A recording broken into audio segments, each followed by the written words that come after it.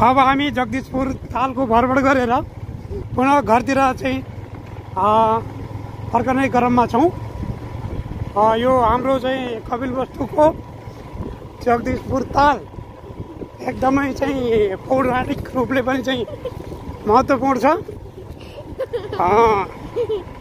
अब यसमा चाहिँ ढुङ्गाहरू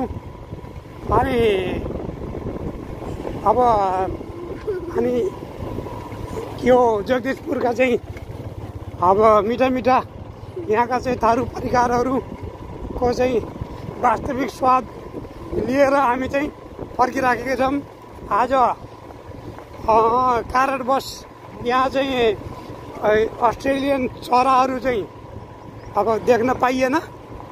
कति अब देखिए जस्तो छ यी पटेरा चराहरू यहाँ देखिए।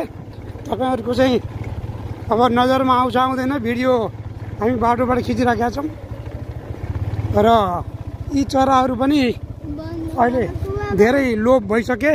जबकि पहिला छ्यापछ्याप्ती अब तालैभरि भरिने गर्थे। यस्तै छ हाम्रो यो कपिलवस्तुको चाहिँ अति महत्त्वपूर्ण रमणीय भ्रमण स्थल जगदीशपुर ताल, जसलाई जखिरा ताल पनि भन्ने गरिन्छ। बोल बोल बोल कान्छी बोल। कस्तो लाग्यो तिमीलाई? राम्रो लाग्यो। यो ताल के ताल अरे? के ताल हो यो? जखिरा? के ताल हो यो? जखिरा। ल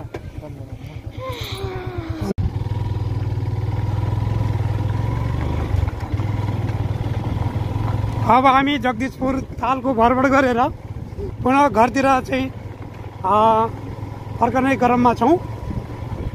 यो हाम्रो चाहिँ कपिलवस्तुको जगदीशपुर ताल एकदमै चाहिँ पौराणिक रूपले पनि चाहिँ महत्त्वपूर्ण छ। अब यसमा चाहिँ ढुङ्गाहरू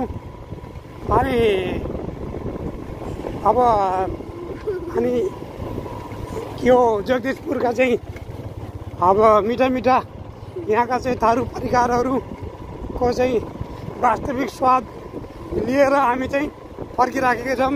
आज कारणवश यहाँ चाहिँ अस्ट्रेलियन चराहरू चाहिँ अब देख्न पाइएन। कति